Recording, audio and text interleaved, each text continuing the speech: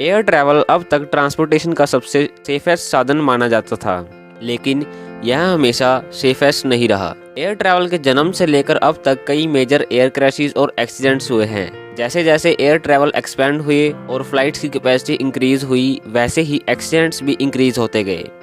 यह ध्यान रखना इम्पोर्टेंट है कि हर एक एक्सीडेंट ने एविएशन सेफ्टी और टेक्नोलॉजी में नए डेवलपमेंट्स और स्टैंडर्डाइजेशन की शुरुआत की, जो कि आज ट्रांसपोर्टेशन का सबसे सेफेस्ट तरीका बन गया है। तो आज की इस वीडियो का टॉपिक है top 5 deadliest airplane crashes in history. इस वीडियो में 5 सबसे खराब एविएशन डिजास्टर्स हैं जो मैकेनिकल फेलियर, ह्यूमन एरर और क्लाइमेटिक कंडीशंस की वजह से हुए।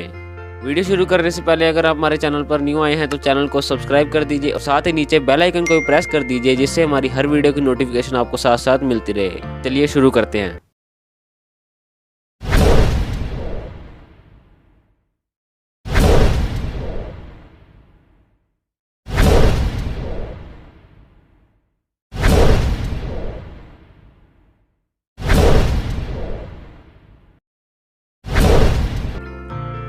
नंबर 1 पर है टेनेराइफ एयरपोर्ट डिजास्टर 27 मार्च 1977। यह डिजास्टर स्पेन के ग्रेन कैनेरिया एयरपोर्ट पर एक एक्सप्लोजन के साथ शुरू हुआ। ए सीरीज ऑफ अनफॉर्चुनेट इवेंट जो कि एविएशन हिस्ट्री में सबसे खराब डिजास्टर्स में से एक था। उस दिन बहुत धुंध थी।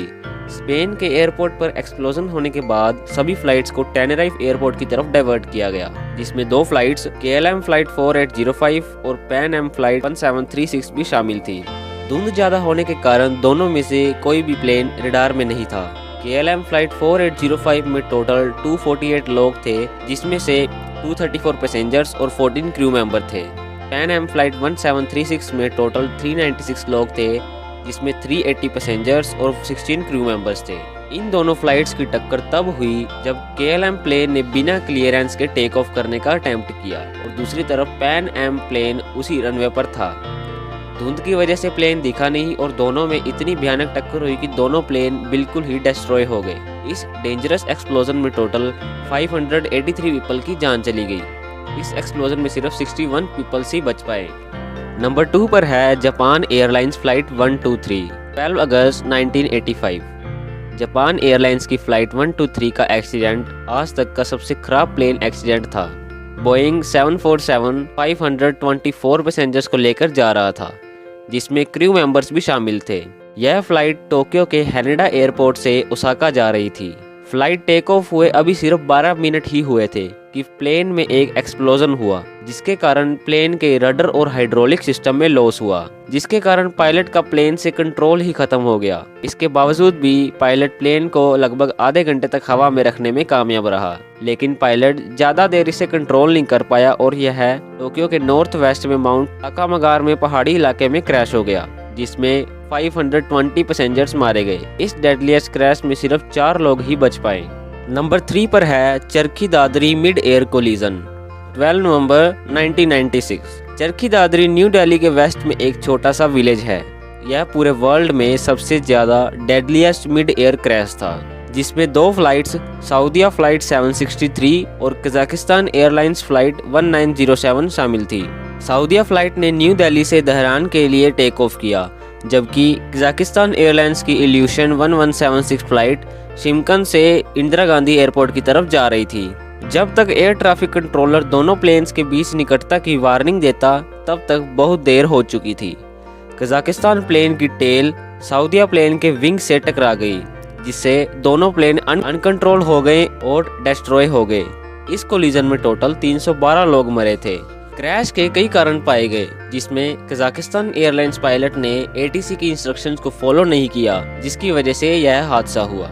नंबर 4 पर है टर्किश एयरलाइन फ्लाइट 981 3 मार्च 1974।